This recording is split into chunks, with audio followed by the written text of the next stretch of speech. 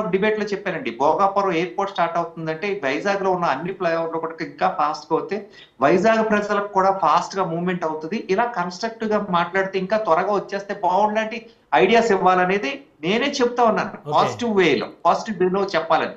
అలాగే దీనికి కూడా సీడ్ యాక్సెస్ రోడ్డు పడుతుందంటే దాని కనెక్టివిటీ పెరుగుతుంటే మనకున్న క్యాపిటల్ ని ఓన్ చేసుకుని అది పెరగాలని మనం చూడాలి, అన్ని వైపుల నుంచి పెట్టుబడులు రావాలని చూడాలి.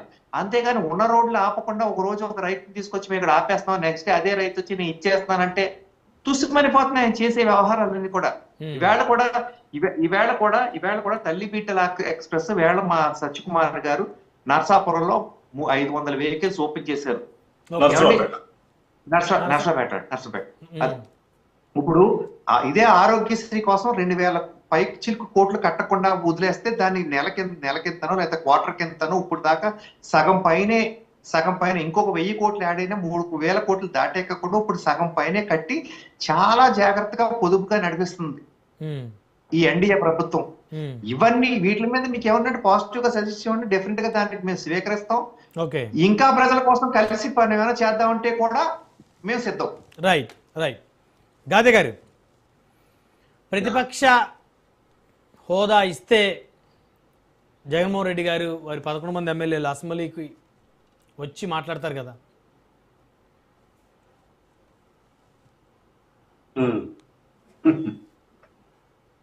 ఇప్పుడు సామెతల్లో పాత పెద్దలు ఊరకనే పెట్టలే కొన్ని సామెతలు ఎందుకోసమే పెట్టారో అనిపిస్తుంది.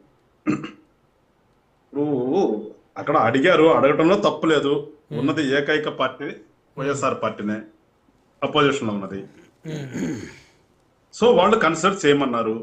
అక్కడ ఉన్నటువంటి రూల్స్ ప్రకారం ఏదో కుదరదని చెప్పారు. ఏమవుతుంది అంటే అసెంబ్లీకి వెళ్ళొచ్చు కదా, వెళ్ళి మాట్లాడొచ్చు కదా వచ్చేదాకా. అంతేగాని నాకు ఇస్తేనే నేను వస్తాను అంటే హౌ పార్టీస్. ఇప్పుడు అన్నన్నాడు చూపుడు అన్న కూడా ఎమ్మెల్సీ చేశాడు, చట్టసభలోకి వెళ్ళి మాట్లాడొచ్చినటువంటి వ్యక్తి. ఆయనకి రూల్స్ తెలుసు, రెగ్యులేషన్స్ తెలుసు.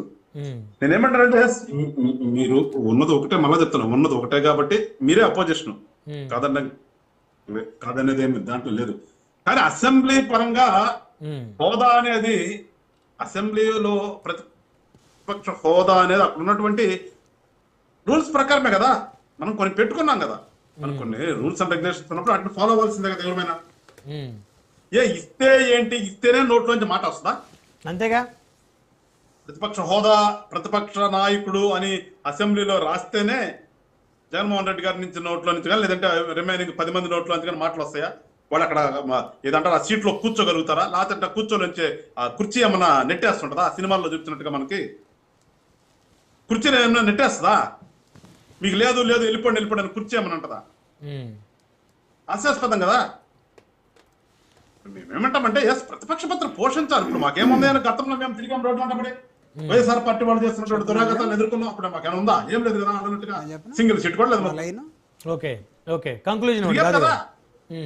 తిరిగాం కదా. ఇవాళ కూడా వాళ్ళు వచ్చి మాట్లాడారు కదా ప్రజల తరఫున. ప్రజల గొంతుకంటే ప్రతిపక్షం అంటేనే ప్రజల గొంతుక.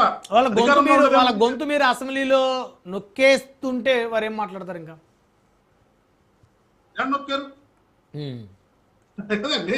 వాళ్ళు మాట్లాడుతున్నారా? వాళ్ళకి టైం వాళ్ళకి ఉంటుంది కదా, వాళ్ళకి ఇచ్చే టైం వాళ్ళకి ఇస్తారు కదా. మొదటి రోజు జగన్మోహన్ రెడ్డి గారు అసెంబ్లీలోకి వచ్చి ప్రమాణ స్వీకారం చేసేటప్పుడు మీ కూటమి పార్టీల ఎమ్మెల్యేలు ఆయన చూసి హేళనగా నవ్వినటువంటి వీడియోలు చూడలేదా మనం సోషల్ మీడియా అంతా? అంటే అంత చులకనగా చేసి ఒక మాజీ ముఖ్యమంత్రిని ఆ విధంగా హేళన చేయటం అనేది అసెంబ్లీలో అది వాళ్ళు ఏ విధంగా తట్టుకోగలుగుతారండి?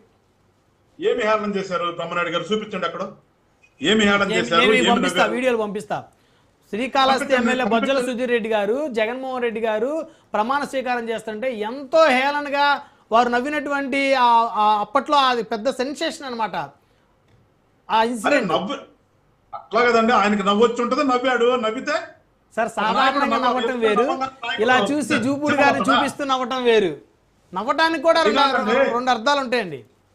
నో నేను చెప్తానండి, 2 అర్థాలు ఉండొచ్చు, 4 అర్థాలు ఉండొచ్చు. అంటే ఒక వ్యక్తి ఎవడో ఎదుట నవ్వుతున్నాడు అని చెప్పేసి చిన్నపోయేటటువంటి అంత చిన్న పర్సన్ అంటేనా జగన్మోహన్ రెడ్డి గారిది? వాళ్ళు చెప్తారు కదా సింహము మగవాడిని. ఇది ఎదుట నవ్వంగానే ఆ మగతనం పోయింది, సింహం పోయిందా? నాకు అర్థం కావట్లా మీరు చెప్పేది. ఎందుకు మాట్లాడతారు? మరి 151 మంది ఉన్నటువంటి వాళ్ళు గతంలో ఏ రకంగా అసెంబ్లీ సెషన్స్ పెట్టుకోవటం దేనికోసం పెట్టుకున్నారు, ఏమేమి మాట్లాడారు? ఓకే అవన్నీ ఓకే మర్చిపోయారా? ఓకే అది కాదు కదా రాజకీయాల్లోకి వచ్చింది. మనం రాజకీయ నాయకుడు అని చెప్తున్నాం, ప్రజల కోసం వచ్చామని చెప్తున్నాం, ఈ రాష్ట్రం కోసం వచ్చామని చెప్తున్నాం. ఎవడో ఆటలు ఒక నవ్వుతే ఆ నవ్వును పట్టుకుని వాళ్ళు నవ్వారు, వీళ్ళు గేలు చేస్తున్నారు. చిన్నపిల్లలా ఉంటదండి అది, చిన్నపిల్లలా ఉంటది. ఆ రైట్ రైట్ గాదే గారు సమయం లేదు జూపుడు గారు. అంటే దీని మీద అంటే గాదన్న పార్లమెంటరీ ట్రెడిషనల్ పాలిటిక్స్ని చెప్పడానికి ఒక ప్రయత్నం చేస్తూ ఉన్నాడు. అయితే మేము మా పార్టీగా మేము తీసుకున్న నిర్ణయాన్ని చెప్పే ముందు ఇందాక సోదరులు నేను ఇందాక మీకు మాటలోనే చెప్పాను, ఈ ఆర్టికల్ని సండే నాడు వచ్చినట్టు ఆర్టికల్ని ఆర్ఎస్ఎస్ మోహన్ భగవత్ తాజాగా చేసిన వ్యాఖ్యలు